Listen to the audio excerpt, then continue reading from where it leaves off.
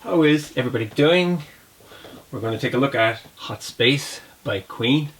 This album was released on the 21st of May 1982, which makes it 40 years old. Wow, isn't that amazing? 40 years. So, Hot Space. Written off by a lot of rock critics as the worst Queen album. I'm not sure about that. You know, Queen had a decade of recording experience and live touring and incredible material under their belts by the time they released this in 1982. Electronic music was becoming quite popular back in the early 80s, especially since the new wave music started forming. Just keyboards and dance orientated rhythms. But you can't blame Queen for going down this road, because Another One Bites the Dust, released in 1980, was kind of a funky departure from the rock sounds that Queen were famous for. So they decided to pursue that a little bit and hit the discotheque with all 8 legs. Well, that's not really true. Mercury and Deacon were kind of going in this direction. Mercury was into the gay scene at the time, going to clubs in New York and London, and was really influenced by this dance orientated music. Deacon, on the other hand, was into pop music, Motown and the Police and stuff like that. He wanted to get away from the metal rock cage that sometimes Queen were put into. And Brian May, being a traditionalist, wanted to keep his Red Special in top gear, and Roger Taylor was into pop, but he still liked rock music. Let's put it this way: Hot Space divided the band more than any other album. So, rewind 40 years. Imagine you're running down to the record store to buy this. What would you be thinking? You know, is it going to open with a big Brian May riff? What's it going to be like? Is it going to be like The Game? Is it going to be hard rock? Is it going to be whatever? Whatever you expect Queen to be at this stage. You opened it up, and this is what you saw. A really cool image of the band. It's a little kind of a take on the Greatest Hits album, Snowden photograph. It's also, I guess, a little bit in keeping with the Queen 2 cover, with the 4 heads kind of appearing from the blackness, but this time they're all separated. You might notice as well that the album cover's colour scheme looks a little bit like Simon, that annoying game that came out in the, I don't know, the late 70s or something. Then you flip it over and you have all the lyrics, and you're ready to read the lyrics and play the music. So now you are also excited because Under Pressure, duet with Queen and David Bowie, that was released in 1981, and you were going to have this on the album, and that is a brilliant track. But apart from Under Pressure, you would have heard the hot and steamy, snake-like sleaze of Body Language, and this was released before the album came out. Got into the top 20 as well. A very unusual Queen single. It was influenced by Searching by a band called Change, and the vocal was by Luther Vandross. So it's actually not a bad song, but it's definitely not Queen territory. So yeah, that would have been a surprise. And even the video for Body Language was quite crazy. And there you go. That was the platter itself.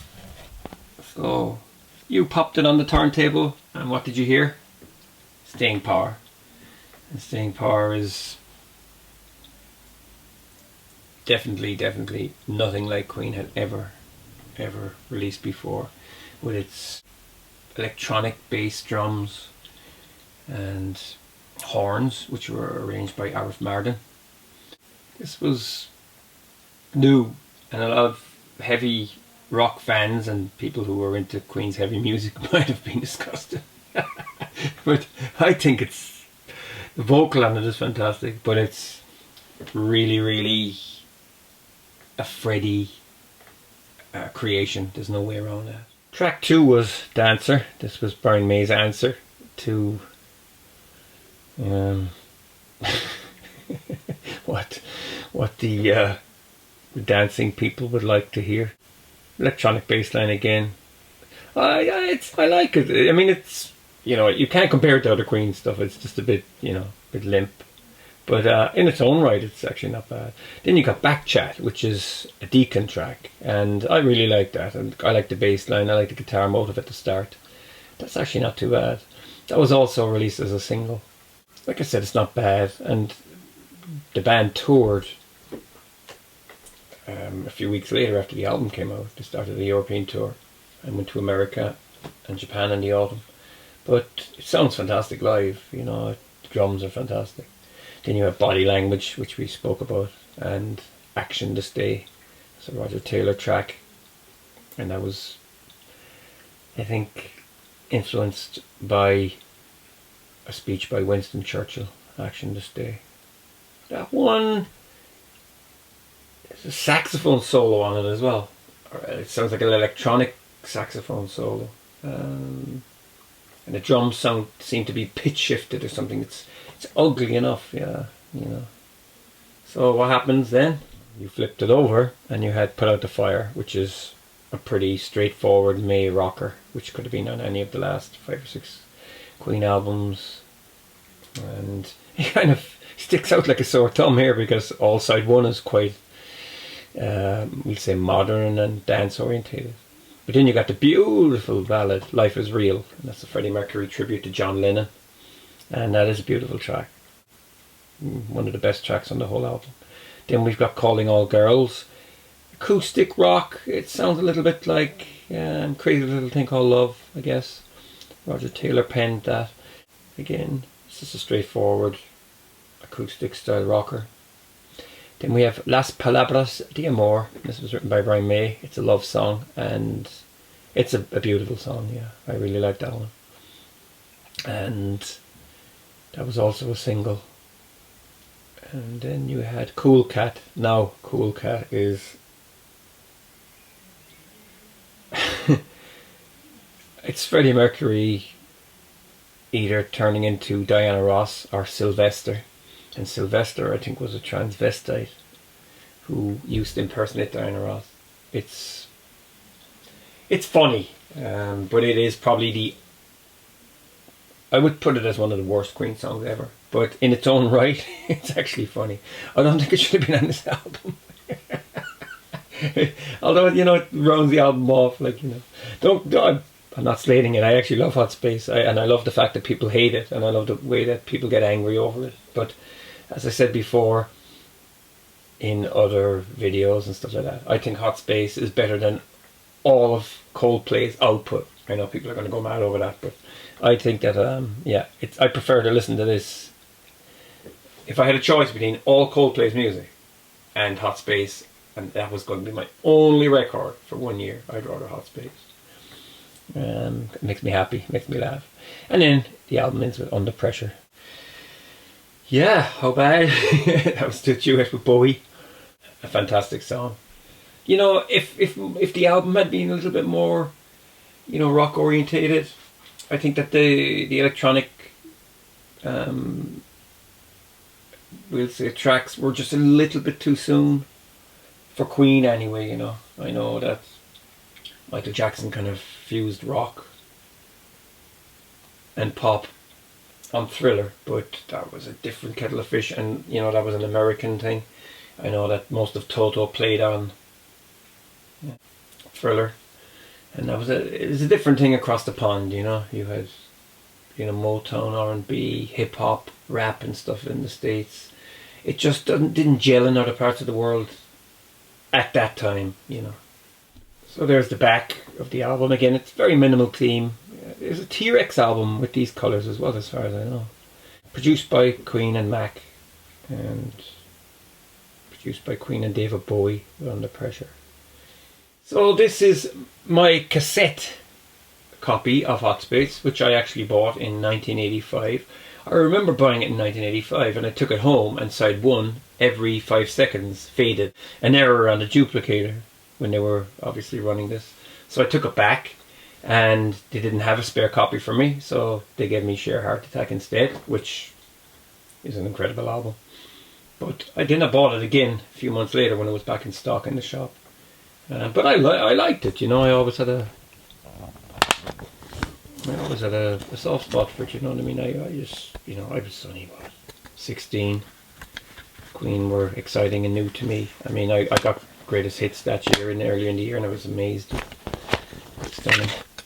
But this is the cassette. EMI credits are in there. It says here, cut by Mac and George Marino. Cut. Thanks to Paul Printer, David Richards, Jerry Stickles, Jim Beach, Crystal, Ratty, Jobby, Peter and Stefan. Yeah, Queen were heading in and out of Munich at the time as well as the US. They were going in all directions. Recorded at Mountain Studios, Montreux. Queen bought that studio. Musicland, and that's where the game was recorded as well. And that's where they met Reinhold Mack. This is Hot Space on compact disc.